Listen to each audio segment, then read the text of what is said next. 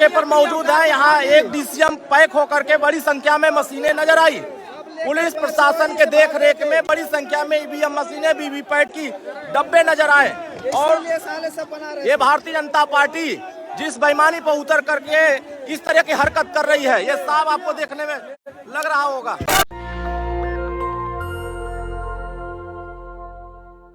पहला वीडियो देखा आपने, ये ओम प्रकाश राजभर के बेटे अरुण राजभर हैं, जिन्होंने वाराणसी में ईवीएम की एक बड़ी खेप पकड़ी है।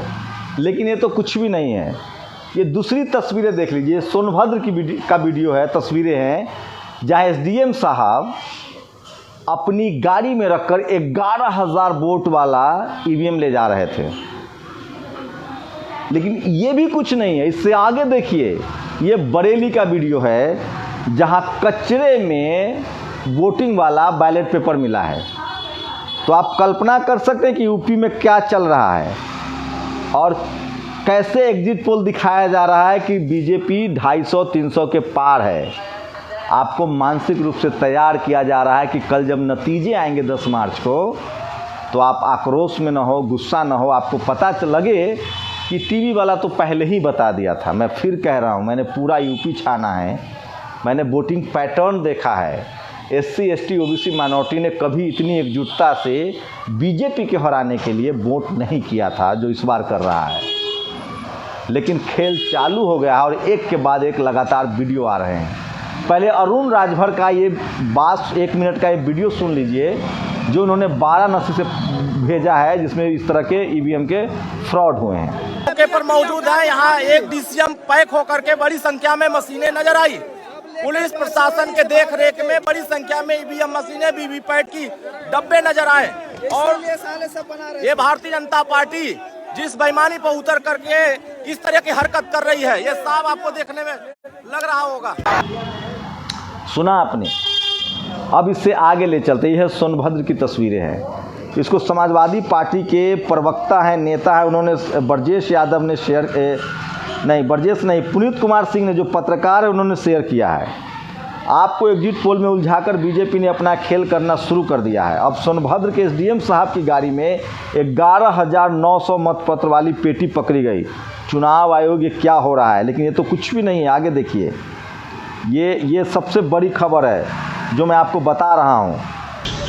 राजेश एसपी ने लिखा है, आपके एग्जिट पोल में उलझाकर इस तमाम लोग सोशल मीडिया पर इसको अभी टैग कर रहे हैं। और सबसे बड़ी और ख़तरनाक खबर दे रहा हूँ, ये ब्रजेश यादव ने इसको ट्वीट किया है, उसी खबर को। स्ट्रॉन्ग रूम में लगातार गड़बड़ी हो रही है, तो ऐसे आ रहा है बीजेपी ऐसे चुनाव जीत रही है। बहुत क्रूशियल है। तमाम लोगों को लग रहा है कि बड़े पैमाने पर धांधली की जा रही है सरकारी अधिकारियों के दम पर। मैं फिर कह रहा हूँ, इस देश में जो पावर सेंटर्स हैं, जो इस देश में जो न्यायिक चरित्र है लोगों का, वो बिल्कुल ठीक नहीं है। ये तमाम सवर्ण समाज के जो अधिकारी हैं, वो खुलेआम एक तरफा इस तरह की गड़बड़ियाँ कर रहे हैं। चुनाव आयोग इस देश में एक ही बार ईमानदार हुआ जब लालू यादव को चुनाव हराना था। आप कल्पना कर सकते हैं, इसी यूपी में मायावती जी का बनाया गया पार्कों की हाथी को ढकवा दिया गया था। लेकिन आज सरेआम सोचिए, मुझे तो तरस आता है अखिलेश यादव, तेजस्वी यादव, मायावती जी पर कि जो लोग आपको चपरासी बनते हुए नहीं देखना चाहते हैं, वो सवर्ण समाज आपको वोट देता होगा। कौन लोग हैं इस देश के सिस्टम में बैठे हुए? सुप्रीम कोर्ट से कोई आवाज़ आ रही है? High court, supreme court, media, judiciary, bureaucracy, कहीं से कोई आवाज़ आ रही है? सोचिए, अगर ये वीडियो किसी चैनल पर चल जाए तो क्या होगा? पूरे देश में खबर चल जाएगी कि किस तरह से बीजेपी बेईमानी कर रही है। सोचिए, आप कल्पना कर सकते हैं इस तरह की गड़बड़ी हो रही है। लेकिन इसके लिए इस देश का बहुजन नेता जिम्मेदार है, जो एससी, एसटी, ओबीसी माइनॉरिटी का नेता है। यूपी में बीजेपी की अगर परफॉर्मेंस अच्छी होती है तो उसकी सबसे बड़ी वजह है कि सवर्णों को जिस तरह से अति पिछड़ा शेड्यूल का, आज भी हमारे नेता शेड्यूल कास्ट को सिर्फ और सिर्फ रिजर्व सीट पर चुनाव लड़ाते हैं, जबकि भागीदारी 25% है शेड्यूल कास्ट की, 50% है ओबीसी की भागीदारी। 50% ओबीसी का मतलब है कम से कम उसको 403 में 200 टिकट चाहिए। 25% शेड्यूल कास्ट का मतलब है कम से कम उनको 100 टिकट चाहिए। मुसलमानों की 25% की आबादी का मतलब है उनको 100 टिकट चाहिए। सवर्ण समाज के हिस्से में कितने टिकट आने चाहिए थे, लेकिन इन लोगों ने 80-80, 90-90 टिकट दिए हैं और इनको लगता है कि वो वोट करेंगे। और सोचिए कौन अधिकारी लोग हैं, एसडीएम कौन है, हाई कोर्ट के जज कौन है, सुप्रीम कोर्ट में कौन लोग बैठे हुए हैं, चुनाव आयोग में कौन लोग बैठा हुआ है, सब जानते हैं। योगी सीएम के साथ काम कर चुके वरिष्ठ अधिकारी जो है वो चुनाव आयोग में बैठे हुए हैं। तमाम जगहों से मिलकर गड़बड़ी की जा रही है और आप इसको नहीं बदल सकते हैं, नहीं रोक सकते हैं, क्योंकि वो सत्ता में है, वो ताकतवर है और आपके जो नेता हैं वो अपने अपने घरों में बैठे हुए हैं, वो जनता के साथ सड़कों पर खड़ा होने के लिए तैयार नहीं है। वो तो शुक्र मनाइए कि इस देश में सोशल मीडिया है, हमारे आपके जैसे कुछ लोग हैं जो आवाज़ उठा रहे हैं, बात कर रहे हैं, और पता नहीं वो कब तक जिंदा है, वो कब मार दिए जाएंगे। तो पूरे यूपी में सोनभद्र हो, चाहे बरेली हो, चाहे बनारस हो, बड़े पैमाने पर ईवीएम, स्ट्रांग रूम में ईवीएम की गड़बड़ी की खबरें सामने आ रही है। लोग निगरानी बढ़ा चुके हैं, उसके बाद भी इस तरह की रिपोर्ट्स आ रही है। सोचिए 2 दिनों में तमाम अधिकारी की जब मिली भगत है तो क्या हो सकता है। लेकिन चूंकि आपके पास कोई टीवी नहीं है, अखबार नहीं है, तो ये खबरें कोई नहीं बताएगा। हम लोग भी कब तक बता पा रहे हैं इसकी कोई गारंटी नहीं है। मैं इसीलिए कह रहा हूँ कि SC ST OBC माइनॉरिटी के लोगों को एकजुट होना पड़ेगा, एक दूसरे का हाथ थामना पड़ेगा।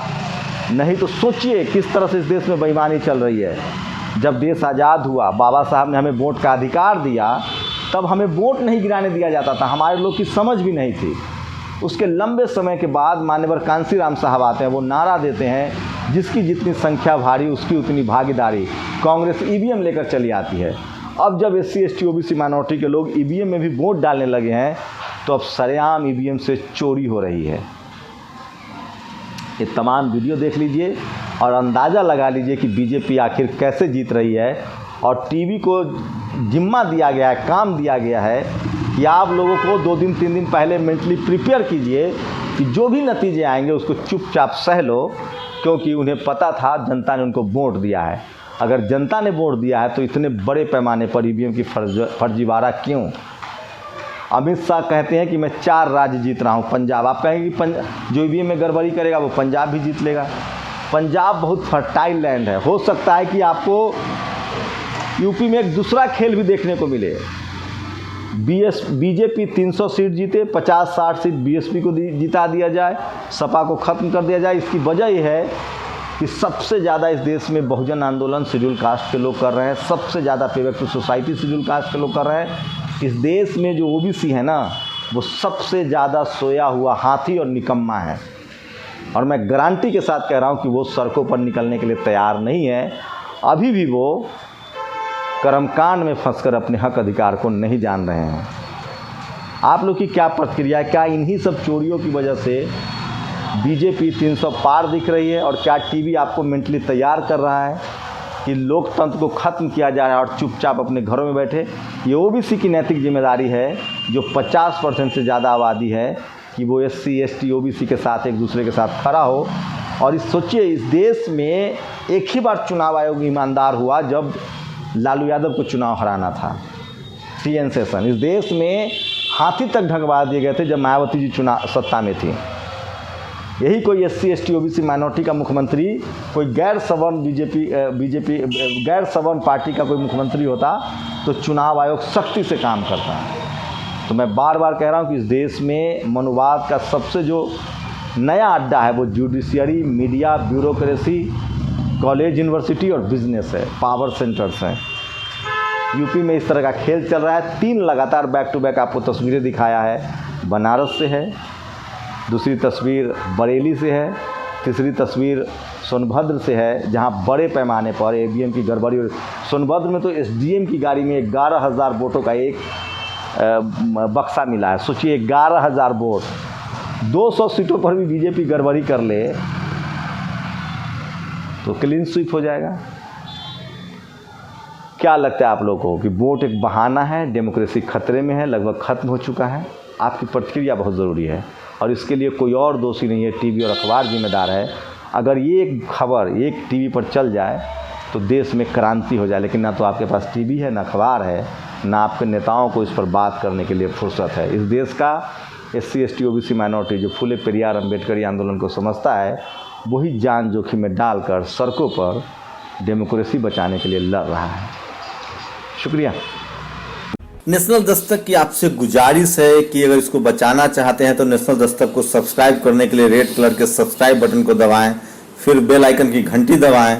नेशनल दस्तक को बचाने के लिए बहुत जरूरी है कि हर खबर को शेयर करें, लाइक करें, कमेंट जरूर करें।